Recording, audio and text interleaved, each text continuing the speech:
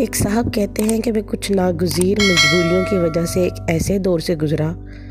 کہ قرآن پاک کو شدید مصروفیات کی وجہ سے بالکل وقت نہ دے سکا۔ مجھے بہت دکھ اور افسوس تھا، لیکن میں اپنے آپ کو یہ دلاسا دے کر مطمئن کرتا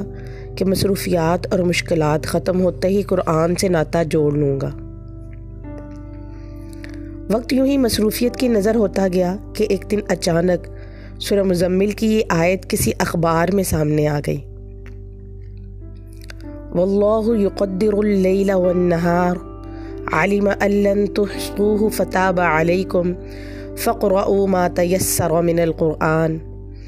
علم ان سیکون منکم مرضی وآخرون یضربون فی الارض یبتغون من فضل اللہ وآخرون یقاتلون فی سبیل اللہ فاقرؤوا ما تیسر منہ، جس کا ترجمہ یوں ہے کہ اللہ ہی دن اور رات کا حساب رکھتا ہے، اسے معلوم ہے کہ تم اوقات کا ٹھیک سے شمار نہیں رکھ سکتے، اس لیے اس نے تم پر مہربانی فرمائی، پس جتنا تم قرآن پاک آسانی سے پڑھ سکتے ہو پڑھو۔ اسے معلوم ہے کہ تم میں کچھ لوگ مریض ہیں، کچھ رزق اور اللہ کے فضل کی تلاش میں ہیں، اور کچھ اللہ کی راہ میں جہاد میں مصروف ہیں، بس جتنا قرآن آسانی سے پڑھا جا سکتا ہے پڑھ لیا کرو۔ کس قدر پیار بھری ندا ہے میرے اللہ کی طرف سے کہ اے میرے بندے، تجھے بیماری، روزی کی طلب، حتیٰ کہ میری راہ میں جہاد کرنا بھی قرآن پاک پڑھنے سے نہ روکے۔ میں تمہاری تھوڑی سی محنت کو بھی قبول کرتا ہوں اور تمہاری کمی اور کوتاہی کو معاف کر دیتا ہوں، بس میری طرف متوجہ ہو جا۔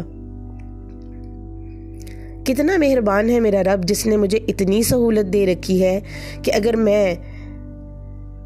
مصروف ہوں تو جتنا آسانی سے پڑھ سکتا ہوں اتنا پڑھ لوں، اور اگر پھر بھی میں قرآن پاک کو نہیں پڑھتا تو صرف اپنا ہی نقصان کرتا ہوں، کیونکہ میں قرآن پڑھوں گا نہیں تو سمجھوں گا کیسے، اور سمجھوں گا نہیں تو اس کے احکامات پر عمل کیسے کروں گا۔ یہ یاد رکھنا کہ قرآن پاک اللہ تعالیٰ نے ہم پر فرض کیا ہے، فرمایا ان الذی فرض علیک القرآن،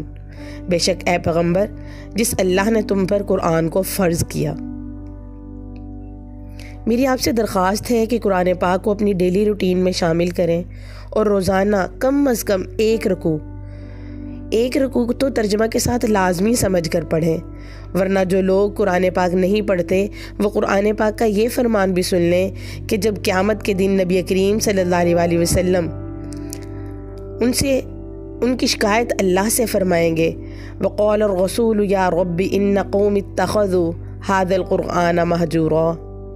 اور پیغمبر کہیں گے کہ اے میرے رب، بے شک میری امت نے اس قرآن کو چھوڑ رکھا تھا۔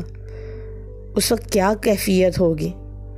کوشش کریں کہ قرآن پاک کو اپنی زندگی میں شامل کریں۔ اگر کبھی زندگی میں مجبور و مصروف ہوگے تو اس آیت کو نہ بھولیں، فَقْرَؤُوا مَا تَيَسَّرَ مِنَ الْقُرْآنِ، فَقْرَؤُوا مَا تَيَسَّرَ مِنَ الْقُرْآنِ، کہ پس جتنا آسانی سے ہو سکے اتنا قرآن پاک پڑھ لیا کرو۔ اللہ تعالیٰ ہم کو قرآن پاک پڑھنے اور سمجھنے والا بنا دے، اور اس پر عمل کرنے والا، اور اس کو دوسروں تک پہنچانے والا بنا دے۔ یہ میسیج اگر آپ سب کو پہنچائیں، یہ ویڈیو جو ہے اس کو شیئر کریں، ہو سکتا ہے کہ ہمارے اس شیئر کرنے سے ہی کوئی قرآن پاک کی طرف دوبارہ سے واپس لوٹ آئے